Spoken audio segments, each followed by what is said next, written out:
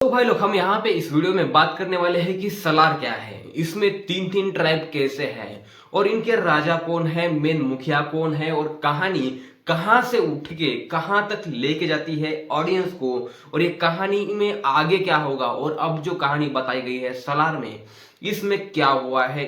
जिन जिन लोगों को इसका कंफ्यूजन है ना वो सब लोग इस वीडियो में आगे और एंड तक बने रहे और जिन्हें स्पॉइलर नहीं चाहिए वो अभी के अभी इस वीडियो को छोड़ दे, क्योंकि ये वीडियो ना देखे तो ही अच्छा है। जिनको स्पॉइलर नहीं चाहिए, क्योंकि इस वीडियो में पूरी तरह से स्पॉइलर भरा ये वीडियो रहने वाला है। इसमें हर एक डिटेल में आपको सलार के बारे में देने वाला हूं। अगर आपने हमारे बालाजी फिल्म चैनल को सब्सक्राइब नहीं किया है तो चैनल को सब्सक्राइब कर ले और साइड में जो बेल आइकन है उसे भी दबा दे। तो चलिए वीडियो स्टार्ट करते हैं। पहले तो हम इसकी मेन कहानी के बारे में बात करते हैं कि इसके पास्ट में क्या हुआ था और किसके साथ क्या हुआ था और किस तरह कौन राजा कौन सा गद्दी पे बैठ गया। आपको सबसे पहले तो यहाँ पे समझना होगा कि खानसार एक गांव था पहले और उसके बाद ये बड़े सिटी में बदल गया या फिर बड़े साम्राज्य में बदल गया।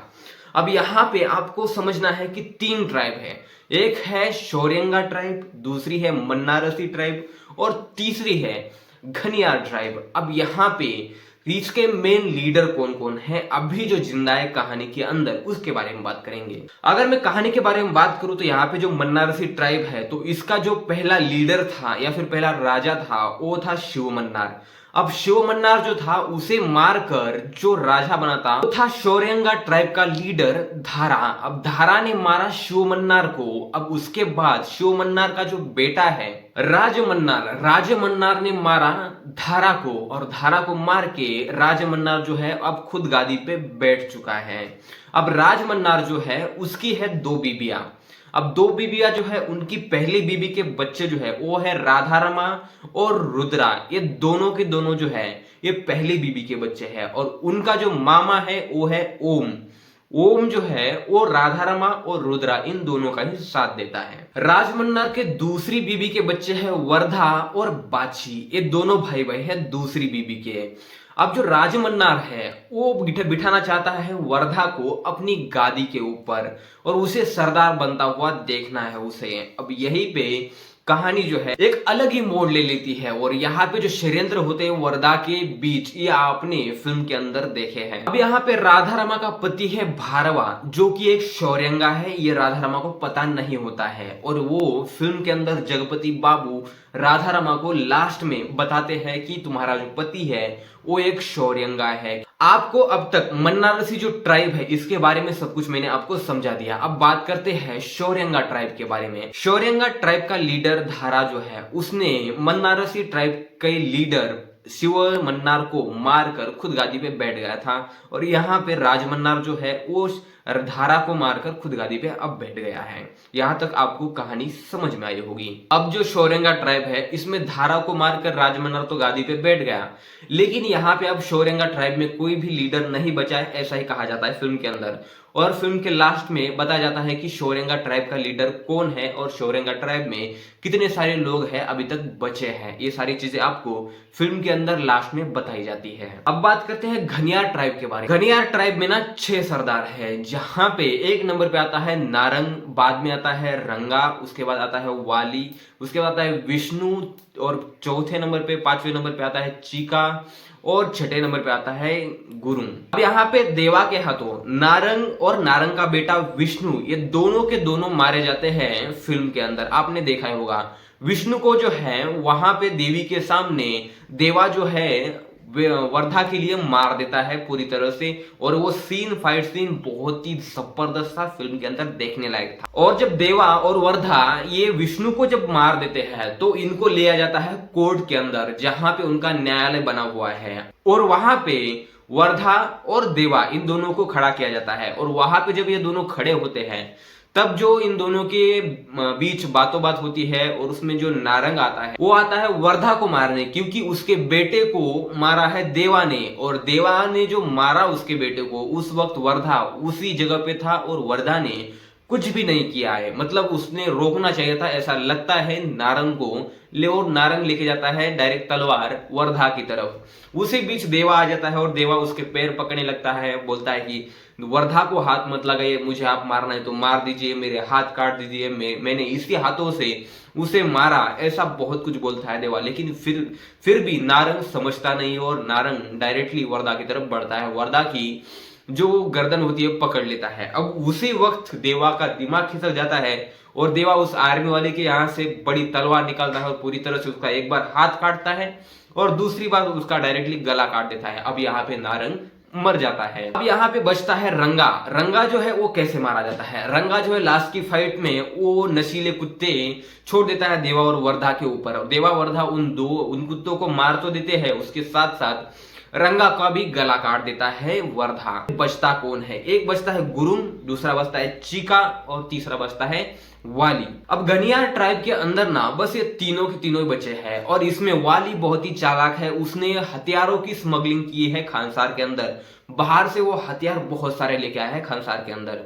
अब ये इन हथियारों के साथ किस तरह से लड़ाई होती है, ये सारी चीजें हमें फिल्म के अंदर नहीं बताई गई है। अब तक आप पूरी तरह से मन्नारसी ट्राइब, शौरेंगा ट्राइब और घनियार ट्राइब, इन तीनों ट्राइब्स के बारे में आप पूरी तरह से जान चुके होंगे। अब यहाँ पे बात करेंगे कि सलार के अंदर अभी जो थिएटर में चल रही है फिल्म, उसके अंदर कहानी क्या बताई गई है। यहाँ पे देवा और वर्धा दोनों दोस्त है बचपन से ही, और वर्धा जो है वो पूरी तरह से जान छिड़कता है देवा के ऊपर, देवा पूरी तरह से जान छिड़कता है वर्धा के ऊपर। यहाँ पे हमें पहली बार में फाइट दिखाई जाता है। उस फाइट के अंदर करण को मतलब हाथ में लेकर पूरी तरह से जो वर्धा की नथनी होती है वो किसी ने ली होती है और देवा जो है उसे पाने के लिए उस पहलवान से लड़ जाता है। और पहलवान से लड़ने के लिए इसके पास ताकत नहीं होती है तो ये क्या करता है, बिजली के खंभे का तार जो होता है वो हाथ में ले लेता है और उस पहलवान को झटका दे देता है। अब इन दोनों के बीच दोस्ती हो जाती है, एकदम घनी दोस्ती हो जाती है और ये पक्के दिलों से जुड़े हुए दोस्त बन जाते हैं।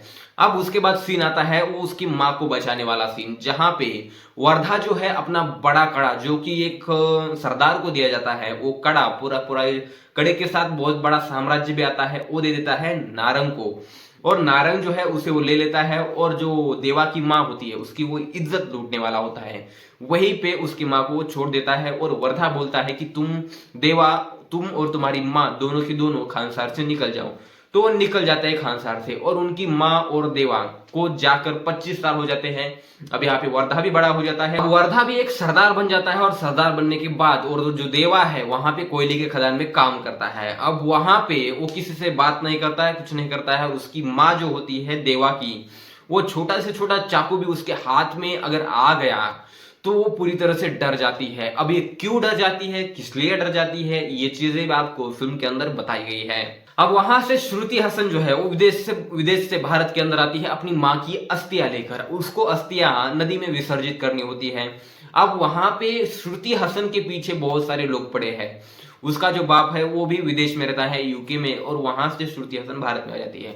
अब उसे बचाने की जिम्मेदारी जो है वो प्रभास को दी जाती है, मतलब देवा को दी जाती है। एक दिन, 2 दिन, 3 दिन, 4 दिन, 5 दिन निकल जाते हैं और श्रुति हसन बार बार पूछते हैं कि क्या मैं अब जा सकती हूँ क्या, और देवा बोलता है कि एक दिन और, एक दिन और, ऐसे ही चलता रहता है। अब उसी बीच जो राधा रमा है वो एक पागलपन का ढोंग करती है और उसकी माया ऐसा कुछ नाम है उसका, मुझे याद नहीं आ रहा है, लेकिन उसके हाथों से श्रुति हसन को लाने के लिए बोलती है। अब वो लाने के लिए बहुत सारे गुंडे भेजती है, लेकिन जो देवा है उन सबको मार देता है और देवा बहुत सालों से छुपा हुआ रहता है। राधा रमा है उसे पता होता है कि देवा कहाँ है क्या नहीं और उसे कैसे बाहर लाना है, इसलिए वो एक खेल खेलती है और उस खेल में वो मतलब कामयाब भी हो जाती है और देवा उन्हें मिल जाता है। आपने वो इंटरवल से पहले का फाइट सीन देखा होगा, उसके अंदर ही देवा की जो सच्चाई है और देवा सबके सामने आ जाता है। अब यहां से कहानी चली जाती है डायरेक्ट पास्ट में, और पास्ट में कहानी जाने के बाद जो कहानी शुरू होती है वो शुरू होती है 25 साल के बाद। मतलब वो देवा जो है वो अपनी माँ के साथ रह रहा होता है और वर्धा जो है वो एक सरदार होता है और वर्धा का बाप यानी कि राजमन्नार जो है कुछ किसी काम से बाहर चला जाता है और वहां पे उस सभा में वो बोल के जाता है कि मेरे आने तक मुझे वर्धा को एक सरदार बनते हुए देखना है। अब यहाँ पे राजमन्नार क्या करता है कि रंगा को पूछता है कि रंगा तू अपनी गद्दी यानी कि कुर्सी मेरे बेटे वर्धा को देगा क्या। अब यहाँ पे रंगा जो है पूरी तरह से चिढ़ जाता है, लेकिन फिर भी बोलता है कि मालिक आप जो बोलो वो मैं करने के लिए तैयार हूं, इस तरह बोलता है। और वो पूरी तरह से अंदर ही अंदर छिड़ जाता है। अब यहाँ से शुरू होता है षड्यंत्र। अब यहाँ पे जो रुद्रा है, राधा रमा है, राधा रमा का पति है भारवा, वो सारे मिलकर वर्धा को मारना चाहते हैं। अब यहाँ पे वर्धा पूरी तरह से कमजोर पड़ जाता है। मन्ना ऋषि ट्राइब के लोग, घड़ियाल ट्राइब के लोग, ये सारे मिलकर वर्धा को पूरी तरह से परेशान करते हैं। आपने फिल्म के अंदर देखा ही होगा, अगर नहीं देखा है तो मैं आपको बता देता हूं, क्योंकि वहां पे पूरी तरह से वर्धा को परेशान करते हैं। वर्धा बहुत ही ज्यादा परेशान हो जाता है। जब वर्धा को सारे मिलकर मारने के लिए आ जाते हैं, उसकी नथनी छीनने के लिए आ जाता है, सब कुछ करने के लिए, मतलब उसका गला काटने के लिए तैयार होता है रुद्रा, और उसके बाद भारवा भी होता है, उसके साथ रंगा भी होता है, और इसके साथ ही साथ नारंग भी उसके साथ होता है। अब यहाँ पे गला काटने थे, तभी राधारमा जो होती है वो लगा देती है सीज फायर। अब सीज फायर लगने के बाद, जहां अगर आपको मैं बता दूं कि सीज फायर क्या है, वो है शांति प्रस्ताव या फिर शांति बनाए रखने का एक नियम है।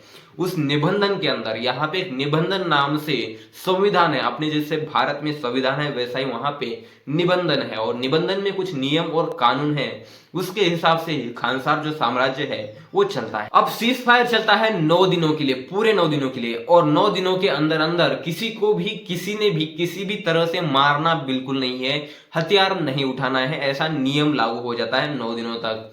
अब 9 दिनों तक ये नियम तो लागू हो जाता है, लेकिन उसी बीच 9 दिनों के बाद एक दूसरे को मारने के लिए कोई बाहर से आर्मी लाता है, रशियन आर्मी लाता है, साइबेरियन आर्मी लाता है, बहुत सारी आर्मीज आती है ये खानसार के अंदर। और उसी बीच जो वाली होता है वो बहुत ही बड़े हथियार मंगा लेता है खानसार के अंदर, क्योंकि उसका कहना होता है कि अब शोरेंगा ट्राइब में तो कोई बचा नहीं है, बची है बस मन्ना ऋषि ट्राइब, अब इसमें मैं सबको मिटा दूंगा और मैं खुद गादी पर बैठ जाऊंगा। अब सारे लोग तो आर्मीज बुला लेते हैं, लेकिन जो वर्धा होता है उसका भाई बाची पूछता है कि भाई हमारी आर्मी किधर है। उसके बाद वर्धा को अपने दोस्त देवा की याद आ जाती है और वो देवा को लाने जाता है। देवा होता है नेपाल बॉर्डर पर किन्सुकिया गांव के अंदर, और वहां पे लेने जाता है वर्धा उसे, और वहां से वो लेके भी आता है। अब देवा इंटर कर जाता है खानसार के अंदर। वो जो एंट्री दिखाई है ना प्रभास की, वो बहुत ही लाजवाब थी और बेहतरीन थी। अब वहां पे वर्धा के ऊपर क्या क्या अत्याचार हो रहे हैं, कितनी परेशानियां वो झल रहा है, वो सारी चीजें देखकर देवा का खून खोल उठता है, क्योंकि भाई दोस्त है, जिगरी दोस्त है, दोनों दोस्त ना दिलों से जुड़े हुए हैं। अब यहाँ पे ये सारी परेशानियां देख के देवा भी परेशान हो जाता है। और जो नारंग होता है, नारंग का बेटा विष्णु, विष्णु जो है ना एक जगह पे कबीला है बहुत बड़ा, जो कि जहां पे बस लेडीज ही लेडीज रहती है, वहां पे हर रोज जाता है, पतंग उड़ाता है, और जिसके घर पे जाके पतंग गिरती है वहां से एक लड़की को उठा लाता है। अब वो एक लड़की को उठा लाता है, ऐसा बहुत दिनों तक चलता है। लेकिन देवा जो है वो देवा बहुत ही परेशान हो जाता है, और क्योंकि उसने अपनी माँ के साथ हुए हुए अत्याचार देखे होते हैं और उसकी वजह से वो देख नहीं पाता है। वर्धा अपने दोस्तों को बोलता है कि ये बहुत ही रुका हुआ है, मैं पता नहीं ये कब तक रुकेगा और मैं इसे कब तक रोकूंगा। वो 1 दिन 2 दिन 3 दिन 4 दिन चले जाते हैं, ऐसे बहुत सारे दिनों तक वो रोक के रखता है देवा को। लेकिन एक दिन देवा का सब्र का बांध टूट जाता है, और उसी के साथ जो इंटरवल के बाद वाली फाइट होती है फिल्म के अंदर ना, वो देवी के सामने बलि चढ़ाने वाली वो फाइट हो जाती है। और इतनी खतरनाक और इतनी ब्रूटल वो फाइट है कि छोटा बच्चा तो देख ही नहीं पाता है। तो वहां पे विष्णु की मौत हो जाती है, और विष्णु की जो बलि है वो काली माँ को चढ़ जाती है। वो एक डायलॉग आता है वहां पे, एक लड़की बोलती है, खुद काली माँ तो हमें बचाने नहीं आई, लेकिन काली माँ ने अपना बेटा भेज दिया। अब विष्णु को मारने के बाद इन्हें हो जाती है जेल, और जेल के अंदर वर्धा और देवा एक प्लान बनाते हैं, और वो प्लान क्या है ये भी आपको फिल्म के अंदर देखने को मिलेगा, क्योंकि वो प्लान भी पूरी तरह से रिवील नहीं किया है, उसके अंदर भी सस्पेंस रखा है। अब वर्धा और देवा को जेल होने के बाद यहाँ पे निबंधन में जो नियम लिखे हैं उसके हिसाब से इन्हें कोर्ट में सरदारों के सामने रखा जाता है। और जो सरदार जिसका बेटा था नारंग, नारंग जो था उसका जो बेटा था विष्णु, अब इसे मारा होता है वर्धा और देवा ने।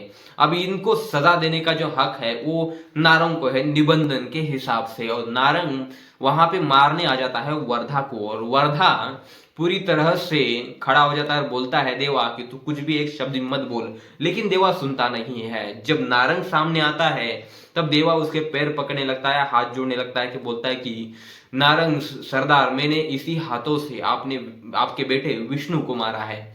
अब ये सारी बातें सुनने के बाद नारंग का खून खोल उठता है, पहले अपने बेटे के मौत से बहुत ही दुखी होता है और उसके साथ प्रभास ऐसा मतलब देवा ऐसा बोल देता है। फिर वहां पे डायरेक्टली वो मारने जाता है देवा को, और देवा को जब मारने जाता है तो वर्धा देख नहीं पाता है और वर्धा जो है वो डायरेक्टली बचाने आता है देवा को, लेकिन उसी बीच कॉलर पकड़ लेता है नारंग देवा की, और तभी देवा का जो मतलब दिमाग है वो खिसक जाता है। वर्धा की उसने कॉलर पकड़ी होती है नारंग ने, और उसी बीच उसका वो हाथ काट देता है। और वहां पे जो डायलॉग आता है ना, वो डायलॉग आपने ट्रेलर के अंदर देखा होगा, प्लीज आई रिक्वेस्ट यू, असल ये जो डायलॉग है ना ये वहां पे बोला जाता है। और वहीं पे जो राधारमा होती है वो पूरी पूरी आर्मी को बोलती है आप देख क्या रहे हो, मार डालो इसे। तभी सारी के सारी आर्मी जो है, आर्मी को पूरी तरह से बताया जाता है कि कोई भी गन नहीं चलाएगा, इसलिए रीलोड करने में थोड़ा टाइम लग जाता है आर्मी को। और उसी बीच पूरी तरह से देवा जो है वो नारंग का सर काट देता है। अब वहां से नारंग का गला काटने के बाद डायरेक्टली इन्हें मौत की सजा दी जाती है सबके सबको, और इन्हें मारने का हक किसी को भी है, कोई भी इन्हें मार सकता है ऐसा बोला जाता है। लेकिन उसके बाद जो खून खराबा चालू हो जाता है ना, फिल्म के आखिर तक वो खून खराबा रुकता ही नहीं है। वर्धा भी बहुत लोगों को मारता है और देवा भी बहुत लोगों को मारता है। अब उसके बीच में ऐसा दिखाया है कि बाची यानी वर्धा का जो भाई होता है उसे भी मारने वाले होते हैं, क्योंकि उसे भी सूली पे चढ़ाने वाले होते हैं और उसका ही गला काटने वाले होते हैं। लेकिन वो सीन दिखाया नहीं है फिल्म के अंदर कि बाची के साथ और उनके साथियों के साथ हुआ क्या है, वो दिखाया नहीं है। उसी बीच लास्ट की फाइट हो जाती है, और लास्ट के फाइट में जो प्रभास अपने बनियान पूरी तरह से फाड़ देता है और पूरी तरह से जो बॉडी दिखाता है, उसी में वर्धा को पता चल जाता है कि ये जो है वो शौर्यंगा है, यानी कि शौर्यंगा अभी भी जिंदा है।